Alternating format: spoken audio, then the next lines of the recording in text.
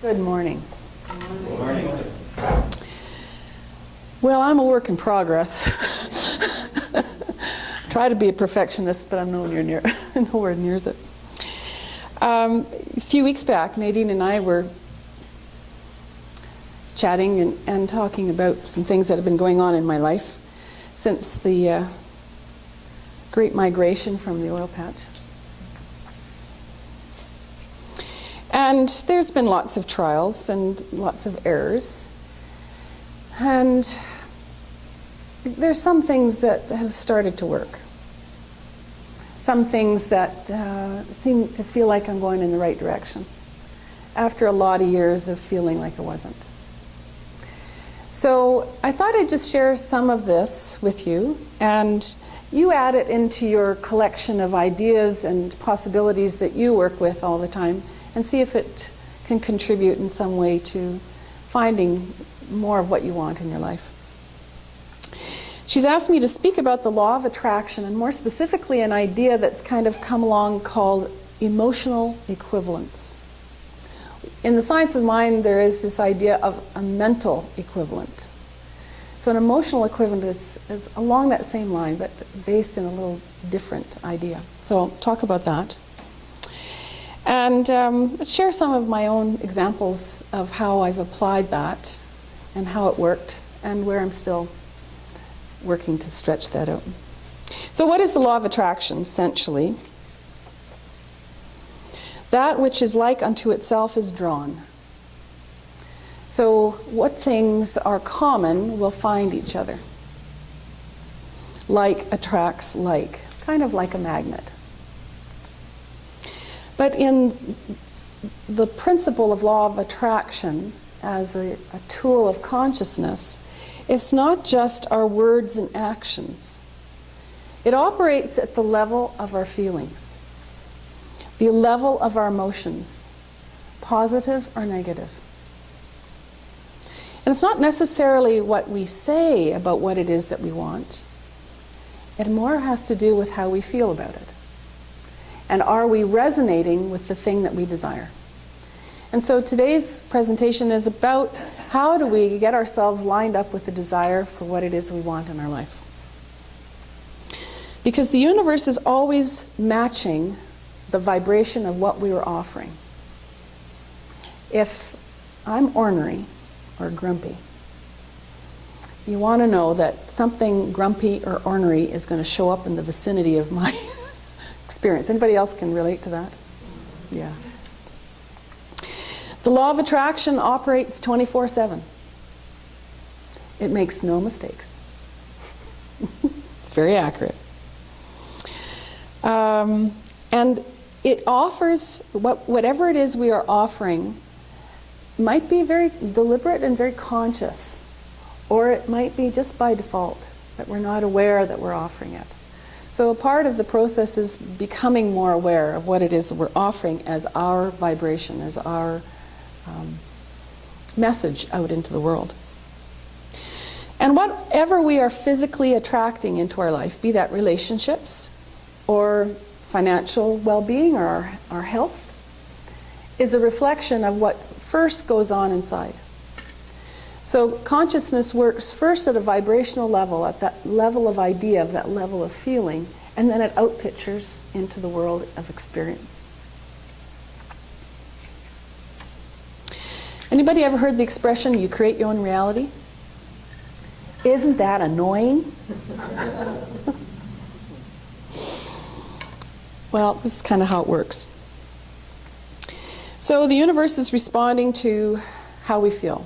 And those feelings are created by how we experience something in our vicinity. And we have choice around that. If we're feeling uncomfortable about some experience that we're going through, we have an opportunity to take a moment and become aware of how we're feeling, viscerally in the body. How are we feeling? And take a moment to sort of say, what would I prefer? What would I prefer? And even by just asking that one simple question, we become aware of, well, there's some other alternatives here. There's other ways that I can experience this moment with this person. I can experience this moment with this traffic. I can experience this moment with this relationship. So we always have that opportunity to step back, become aware of what it is that we're experiencing at the moment, because that is going to be broadcast for sure, and then take a few seconds, and it can be as little as 17 seconds. 68 seconds works much better. But the idea of changing how we feel inside, what is that vibrational level we can shift to? So let's take, for an example, imagine a goal. Take something that's happening in your own life right now. A goal that you're hoping you'll be able to realize. And maybe it's a year out or 2 years out or something like that. Yeah? And picture that. Picture you, make the mental movie of you being successful at that experience. And really watch and see how satisfying it is to have that completed, to have it fulfilled. How satisfying, how good you feel about yourself for having accomplished that. The sort of the adventure that it brings into your life, the ability to sort of say, I did that, the pride that you feel about that, okay? So can you get that visceral feeling in your body? Can you kind of feel that genuinely occurring? This is yes. Okay, thank you. It helps a lot, let me tell you. So now, it's 2 years out maybe? So let's roll the clock back to now. Let's roll that clock of the experience being fulfilled to now. Can you still get all of those emotions and the feelings and sense of accomplishment in your body viscerally right now? Can you feel that? Great. Okay, so let me ask you this. Where at any point in time can you ever feel that feeling? Right now, and only now. You can only ever feel that way right now. So if you can practice feeling this right now, you become kind of this vibrational magnet for things that match up to it. And guess what? That possibly could be that goal, or it might be something better. Yeah? So, I've been in the entrepreneurial field now longer than I was at corporate life. But it was a lot of years of struggle and thinking I was doing all the right things. Putting on courses, going to business classes, email. I was an email maven. I really knew how to do email. And a few of you in this room can attest to that. But it really wasn't working. And I found myself after 15 years of being somewhere around the poverty line. It wasn't pretty. It was quite embarrassing, actually. And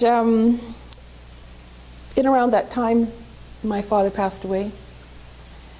I had been a volunteer for many organizations, Center for Positive Living here in Calgary, Unity Church, various different other organizations, and none of that was helping me in the sense of helping my financial well-being. So I kind of made a decision that I needed to stop that. And I put the brakes on all those aspects of my life. And I had been listening to Abraham Hicks material, and I said, okay, I'm going to do this. I'm going to sit down and work on this. And I gave myself about 3 months. Now, up to that point, I had overextended a line of credit. Credit cards were far too much than I was happy to acknowledge. Interest was accumulating on all of them. And I just sort of said, you know what? I sit here every month looking at this credit card bill, fussing and fretting and worrying about how am I going to change this. I'm just seeing how it's going to continue and continue and continue and continue. And I was more or less obsessing about how it was a problem. Can you see that? And somewhere along the way, by listening to this material, the meditations and the CDs, it was just the point of saying, get clear on what you want. And I realized I hadn't really got clear on what I wanted. And I went, duh. Well, no credit card debt, thank you very much. So there it was, beginning of January of 2011, and probably had the worst financial year I'd ever had. and credit card debt. I said, okay, what I want is credit cards are blank, they're paid off every month, that credit card debt is eliminated, and I never pay interest charges again because it's always cleared. And using these principles, by July it was gone. The debt was gone. And I'm happy to say that I've now, in the course of the last 3-4 years, doubled my income and on my way to owning my home free and clear. Thank you. Woohoo! Yeah. So this, it really has been. And, you know, I kind of pinch myself every once in a while. Thank you, Lena. You know, because it really has worked for me. So let me share with you a little bit more about how it's worked. I think the first thing really is to be really clear about what you want in a positive sense. You know, I could say I want to be debt-free, but I feel that, just as I say it, I want to be debt-free. I want to own my home free and clear. Which vibration do you prefer? Right. Yeah. So you're always kind of trying to find a better way to say what it is that you want. Yeah? So first of all is get really clear on what that goal is. And then find this visceral feeling of lining up with it. So, I mean, driving in your car, sitting in front of the computer, whatever it is, we carry kind of a constant state of vibration, right? And you could label it anywhere from being depressed to feeling fairly neutral and maybe a bit blah and bored to really feeling joyful and alive and aligned. Yeah? So we can be in that range all the time. And all it takes is an opportunity just to kind of do a pulse check and say, how am I feeling right now, and is this what I prefer? So how do you then go from that state of depression? Anybody been there? Well, and I can attest to this. That it can be really hard and difficult and painful when you're in that stuck place to try and, you know, listen to this. You create your own reality. Oh yeah, give me a break, right? And get into a joyful place. But the thing is, you can't go from there to there in one step. It's kind of like you have to walk up this spiral of ever improving vibrational vicinity to be able to get to that particular place. So really down there in the pit, and I can attest to there'd be days when it was, the sun will come up tomorrow. That's all I have to worry about. I've added recently, the sun will come up tomorrow and I'm on the right side of the grass. That's all that matters. Right? So, but being in that depressed place it's very difficult. And most of the time it's because there's just this constant focus, thinking about the problem. It just grinds down. So being able to sort of take your eyes off of that and go pet your cat, take a walk, you know, do something that will change your focus away from the problem. And then through that, it just lightens up ever so lightly that then you can sort of say, okay, now I'm at a different level. What kind of ease and relief can I find? What can I tell myself right now? Well, you know, I honestly still have a pulse. I have gone through these kinds of dark days before, and I will get through them again. And, you know, it doesn't usually take too long once I kind of get myself at least my head up on the horizon, right? And you know, it's not too bad. I really am having a good week playing with these people in my studio and having fun teaching. Yeah, that's not too bad. And you know, I think if I focus on it, I can consider maybe I could get some more clients this week, and that would be really nice. And then it starts to morph and evolve until it sort of blossoms into, I love the people I work with. I love what it is that I do. And I feel so blessed to be able to offer that. And when I'm in that vibration, the phone rings. I am not emailing anymore. They have my website, they go find me on the website, and they phone me. That's sweet, let me tell you. So it's this kind of just becoming aware of where we're at, asking that simple little question, what do I prefer? And just ever so slightly increasing that vibration until we're starting to feel inside something different. Yeah? And I don't know where the heck I am in my notes.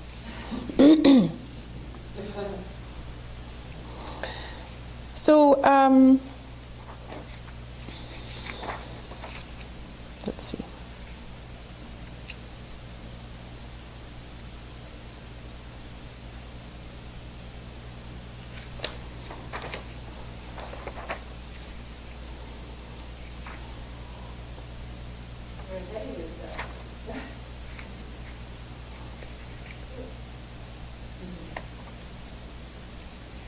Okay. So, law of attraction is this process of managing our vibration in the vicinity of the thing we desire. So, what we did with the little experiment early before was a way to sort of manage that vibration. Yeah? And I think if we kind of step back and took a look at all of our actions, all the things that we do can be distilled into something very simple, that we're looking for ways to feel better. Everything we do. It's just as simple as that, really. We're trying to find ways to feel better. Because somewhere in this lifetime, we're hoping that by the time we die, we feel better. Sort of, kind of? Right? So we do all these things to improve our life and improve our life so we can get to that place of, yeah, I now feel better. So imagine being on the deathbed, you're making your transition, and you have this wonderful experience of that moment. You know you're passing. You feel love in your heart. You're so satisfied with the choices you've made in your life, and you really feel the sense of accomplishment. But you know, it really doesn't matter anyway because your heart's so full of love, right? Is that sort of close, sort of kind of, to what we are hoping our end-of-life moment will look like? So we could roll that back. It's got a different quality to it than our other goal that we were talking about before, perhaps, right? But if you got into that vibrational vicinity of that feeling and let yourself kind of feel that viscerally of that moment. Can you do that? Can you get that? And now start rolling that back. Some of us have decades before we reach that. Some maybe centuries. But getting it back until it's here, home, now. If that's what we're trying to accomplish long term, it will be challenging in those moments to invoke those feelings if we haven't practiced them now. Because the only moment you can feel it is now. So it's an opportunity to sort of tap into, what is it that I really want? Oh yes, there's financial goals and health goals and things like that. But what is it that I really want? And I think in the heart of it all is an idea to be in alignment with our inner being. It's, at some level, it kind of translates into that. That to have that alignment with the truth of who I really am. And honestly, the sun's shining and I'm on the right side of the grass and everything else is taken care of. Right? So, well-being, our sense of well-being, and the things that we want to attract into our lives. We see things outside of ourselves and say, I want that. If I have that, then I'll feel better. It's a bit of a trap, right? If I get that relationship, then I'll feel better. If I have that extra $20,000 in the bank account, then I'll feel better. But it's a trap. Because the feeling better has to happen first in order for that to be attracted into my life anyway. And isn't it the feeling better that's the goal? regardless of the $20,000 or the house or the car or whatever it is. Yeah. It's the feeling, yeah? So our well-being is around us constantly. Sharon spoke of that in the meditation.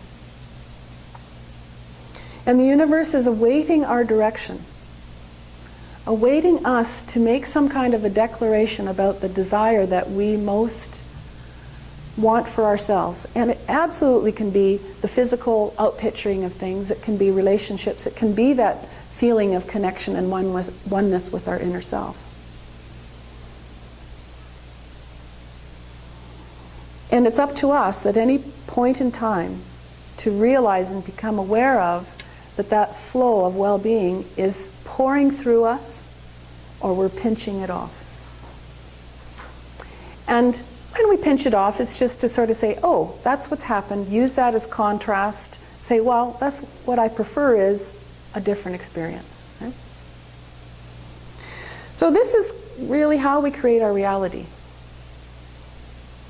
Is that we create the emotional equivalent. We create the emotional atmosphere, vibrational atmosphere inside. And that becomes our experience outside. But we don't have to wait for the experience outside in order to have it first. We can have that experience now. So why not? Why not?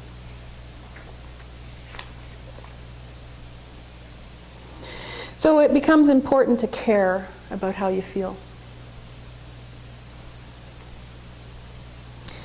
You can discover how you can align with your desires.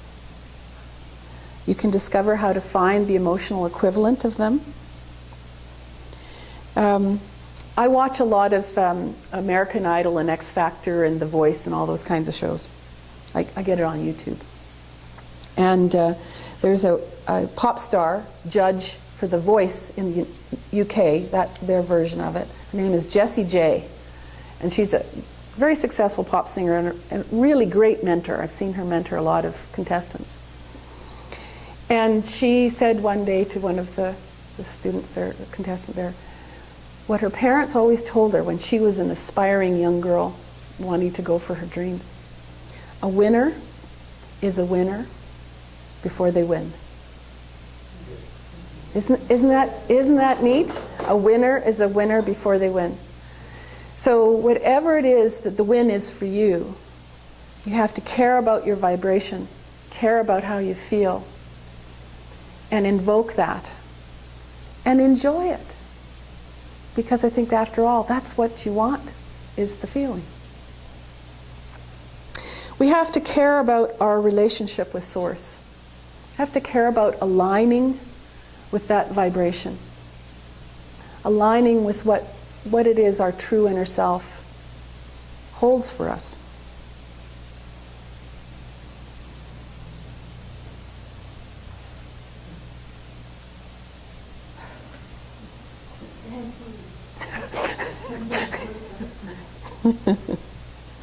Thank you.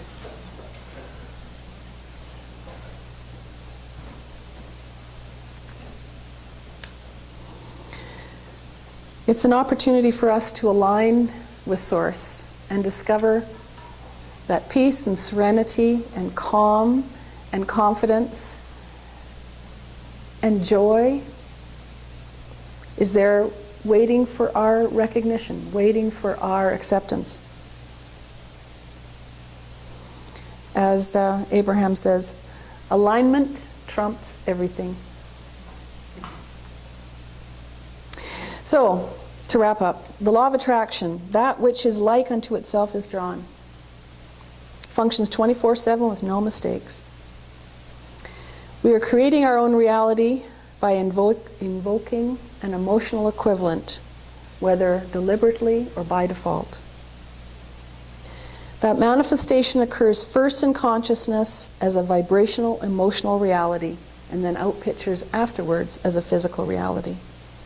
What you offer is returned back to you. So what is the feeling state you prefer? Practice that and watch what happens. So I know that there are one thing that we need to know and one thing that we need to do. One thing that we need to know is that God is all there is, and its being itself is you. And the one thing we need to do is manage the moment at the end of our nose. I want to thank you for this opportunity to share with you what I love. There's only one great life, and it is here and now. It's a blessed day. We let it be so, and so it is.